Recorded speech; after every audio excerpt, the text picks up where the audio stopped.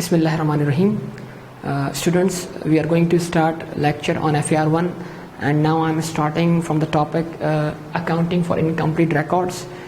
It is very important topic. It carries 15 to 20 marks in examination, and student required to tackle questions of incomplete records, and they consider it very difficult.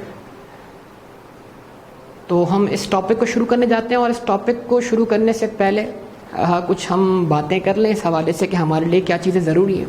देखें, आई cap या कोई और examination bodies, जितनी भी examination bodies हैं, वो आपके basic concepts को भी टेस्ट करती हैं, इवन आपके जो एडवांस पेपर है उसके अंदर भी। तो आपका जो पेपर है बिजनेस मैथमेटिक्स एंड स्टेटिस्टिक्स, जिसको आप क्वान्टिटेटिव मैथड्स का नाम दें, उसमें जो आपको टेक्निक्स सिखाई गई थी वो टेक्निक्स का इस्तेमाल अभी भी आपसे पूछा जाएगा, और बाकायदा उनका एप्लीकेशन आगे इन पेपर्स के अंदर आना है। इस चीज़ को आप जहन में रखिएगा, ठीक है जी। तो इनकम्प्लीट रिकॉर्ड्स का क्वेश्चन जो है, इसमें बच्चे जो हैं या स्टूडेंट्स जो हैं वो लैक क्यों करते हैं? क्योंकि वो एक बेसिक टेक्निक जो वो बचपन में सीख कर आए हैं, बचपन मतलब उनका सीए का बचपन, यानी कि बिजनेस मैथमेटिक्स एंड स्टेटिस्टिक्स, उसमें जो वो टेक्निक सीख कर आए हैं मार्कअप और मार्जिन की, तो स्टूडेंट्स काफ़ी कंफ्यूज रहते हैं मेरे ख्याल से कि इसमें मार्कअप और मार्जिन के दरमियान, तो और वो कन्फ्यूजन का दूर नहीं होता। तो हमने सोचा कि भाई हम स्टार्ट करते हैं टॉपिक मार्कअप और मार्जिन से, ताकि आज ये जो कन्फ्यूजन है मार्कअप और मार्जिन का, ये क्या हो, क्लियर हो। तो स्टार्ट करने जा रहे हैं। तो कॉन्सेप्ट क्या है जनाब मार्कअप और मार्जिन का? स्टार्ट करते हैं। तो पहली स्टेटमेंट हमें देखने को मिलती है आपके साथ, इसलिए मैंने पहले ही स्केच बना दिया यहाँ पर। तो मार्कअप और मार्जिन की जो हमें पहली स्टेटमेंट देखने को मिलती है, what is markup? Markup means profit percentage. Markup का मतलब क्या है? Profit percentage. ओके जी। What is margin? Margin means profit percentage. तो मार्कअप का मतलब भी प्रॉफिट परसेंटेज है, मार्जिन का मतलब भी प्रॉफिट परसेंटेज है। तो फिर फर्क क्या हुआ? फिर डिफरेंस क्या हुआ? तो डिफरेंस ही समझना है हमने आज, इसी बात को हम समझने जाते हैं। देखें, इस बात को समझने के लिए हम कहते हैं कि बात एक ही है, लेकिन बात कहने के अंदाज क्या मुख्तलिफ है। एक ही बात को मुख्तलिफ तरीक़ों से बोला जा रहा है, इस बात को हमें समझना है। देखिए कैसे, इस एग्जाम्पल को समझिएगा।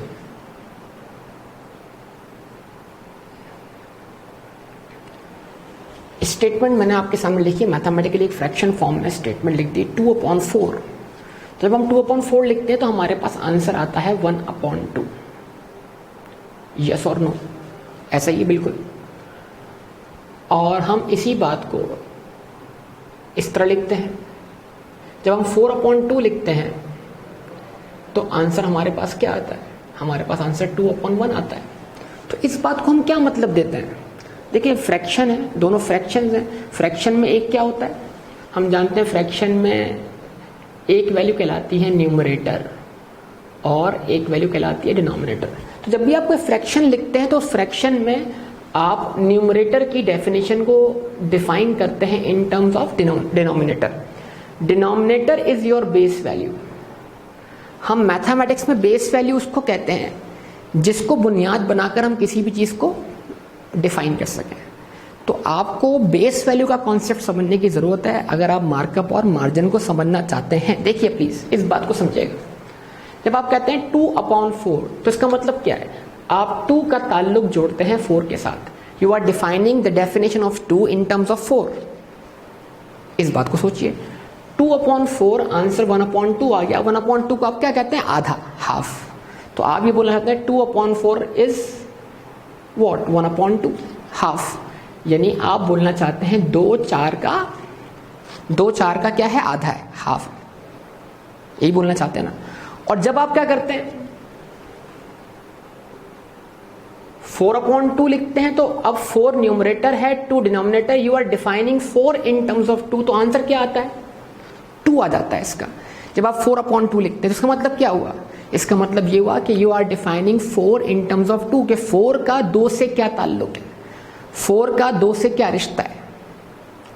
तो जब आप 4 को डिवाइड बाय 2 करते तो आंसर 2 आता है। इसका मतलब क्या है? 4 इज ट्वाइस ऑफ 2, यानी 4 2 का दुगना है। तो बात एक ही हो रही है, 2 4 का आधा है, 4 2 का दुगना है, बात तो एक ही है। 4 is greater than 2, 2 is less than 4, बात तो एक ही हो रही है। बात एक ही हो रही है, लेकिन बात को बताने का अंदाज क्या है, मुख्तलिफ है। इस बात को समझने की ज़रूरत है, ठीक है जी।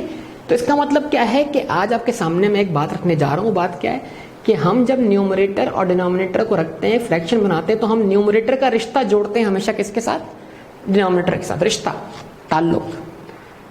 इसकी हम दुनियावी मिसाल ले लेते हैं, दुनिया से। देखें आप, जैसे मैंने क्या बोला जनाब, markup means profit percentage, margin means profit percentage. Markup भी प्रॉफिट परसेंटेज है और मार्जिन भी प्रॉफिट परसेंटेज है। मतलब जैसे आप स्टूडेंट हैं, आप हैं, आप ही हैं, लेकिन ज़रा देखिएगा आपके मुख्तलिफ ताल्लुक हैं, आपकी मुख्तलिफ रिश्तेदारियां हैं। तो जब हम आपका ताल्लुक जोड़ते हैं, आपके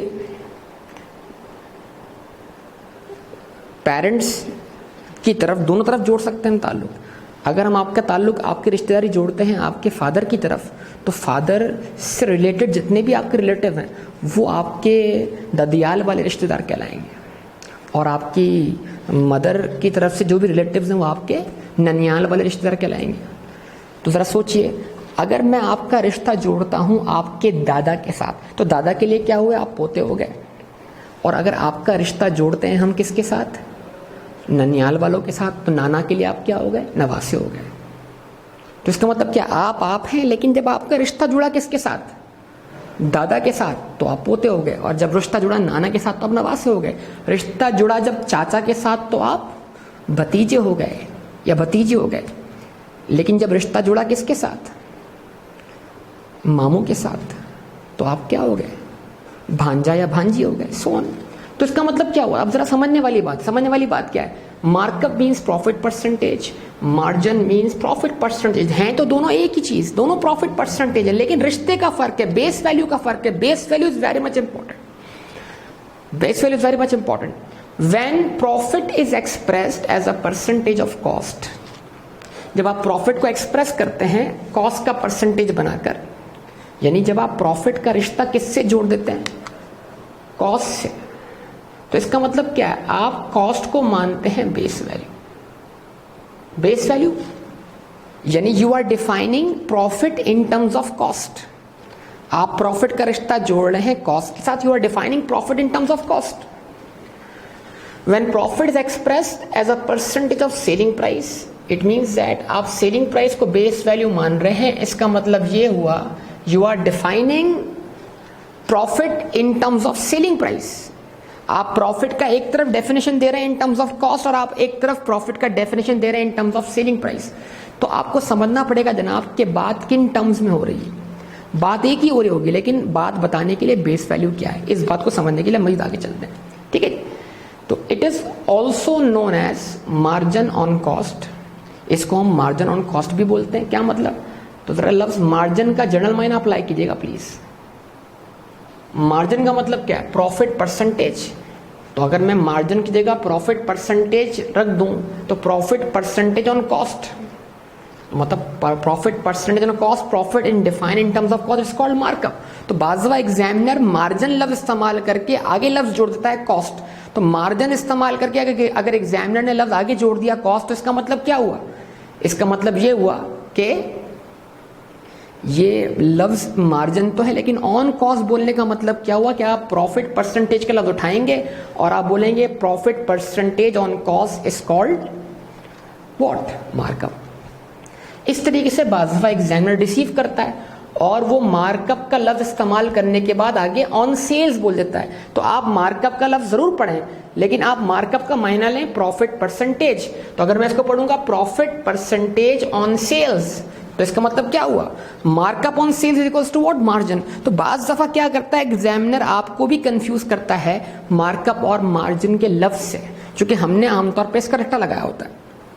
तो एक बुनियादी बात आपके सामने रख दी। अब इसको मजीद एलोबरेट करते हैं कैसे, देखिए एग्जाम्पल लेके चलते हैं आगे।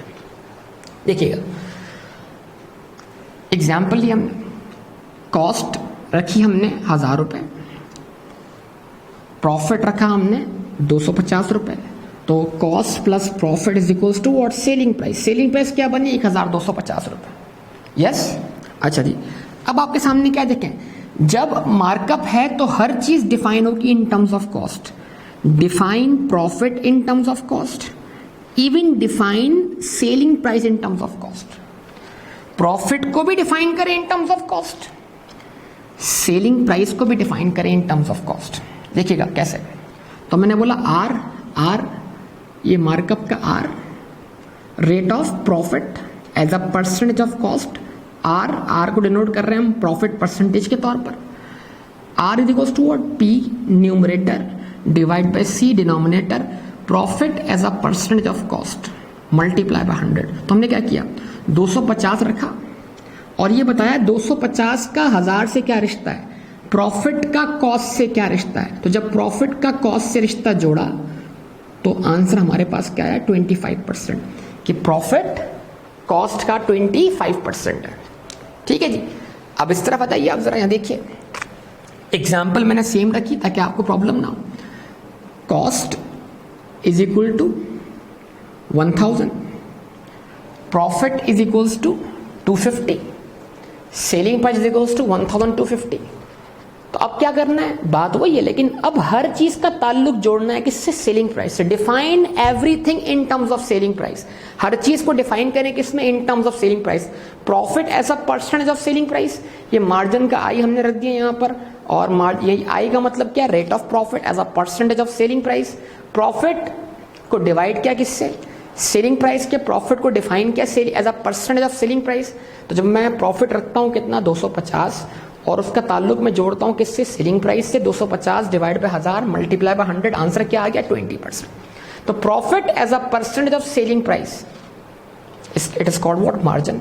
तो इसका मतलब क्या है, वही प्रॉफिट है। जब उसी प्रॉफिट का ताल्लुक कॉस्ट से जोड़ा जा रहा है तो वो कॉस्ट का कितना बनता है, 25%। लेकिन जब उसी प्रॉफिट को इन terms of selling price define किया जा रहा है तो वो क्या बन रहा है, वो सेलिंग प्राइस का 20% बन रहा है। तो इस बात को समझने की जरूरत है कि आपने प्रॉफिट को डिफाइन करने के लिए बेस वैल्यू क्या इस्तेमाल की है। Base value is very much important. दोबारा देख लें इस चीज को, 2/4, तो 2 को डिफाइन किया इन टर्म्स ऑफ 4, 2 4 का आधा है, 4/2, 4 2 का दुगना है, ट्वाइस।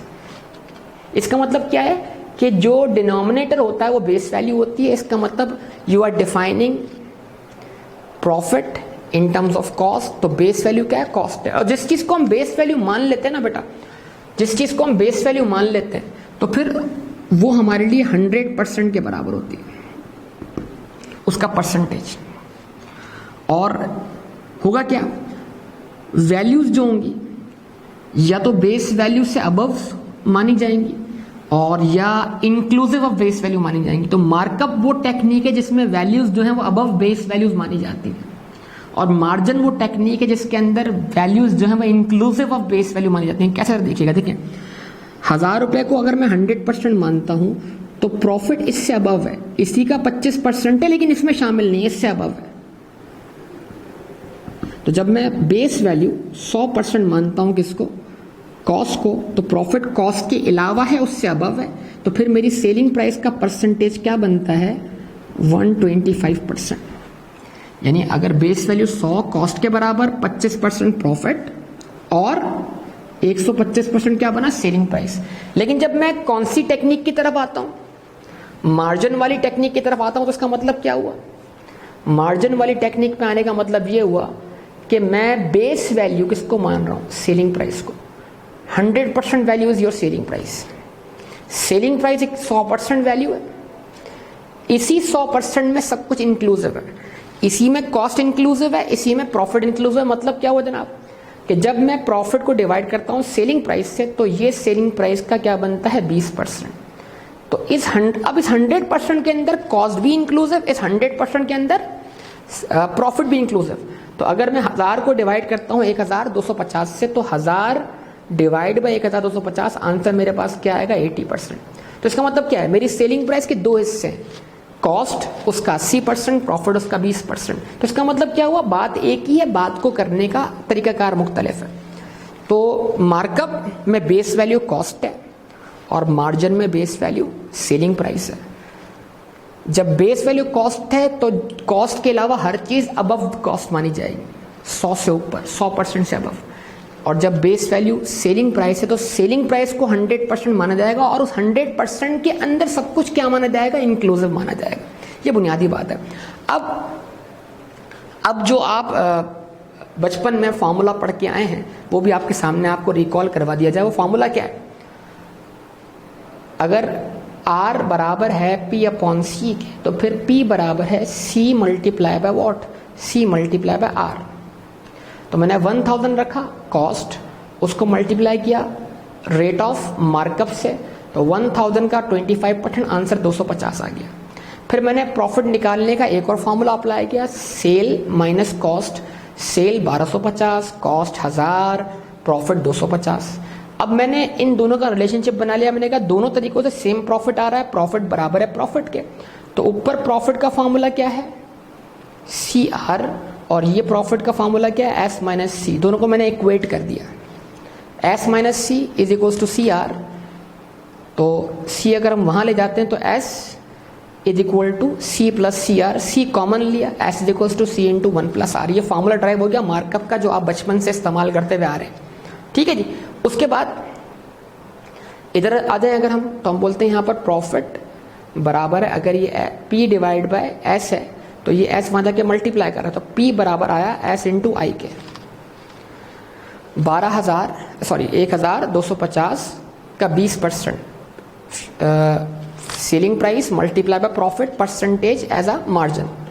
तो 1250 इंटू 0.2 आंसर क्या आ गया, 250 आ गया। Profit is equals to selling price minus cost, वही फॉर्मूला अप्लाई किया, 1250 माइनस 1000, 250, आपके पास आंसर आ गया। प्रॉफिट बराबर है प्रॉफिट के SI is equals to S minus C, तो C is equals to S minus SI। तो क्या करेंगे आप, C रखा, cost is equals to S common लिया और 1 माइनस I ब्रैकेट में आ गया। फॉर्मूला है। बुनियादी काम हमारा क्या है, हम चाहते हैं कि हम ये फार्मूला फॉलो ना करें, तो आपकी एक अंडरस्टैंडिंग डेवलप करनी थी और हम चाहते हैं हम इस फार्मूले की कैद से आज़ाद हो जाए। तो हम क्या करते हैं, अकाउंटिंग की दुनिया में जब हम आते हैं तो हम फार्मूले की दुनिया से निकलकर हम चाहते हैं कि हम इन सब चीज़ों को फ्रैक्शन फॉर्म में सॉल्व करें।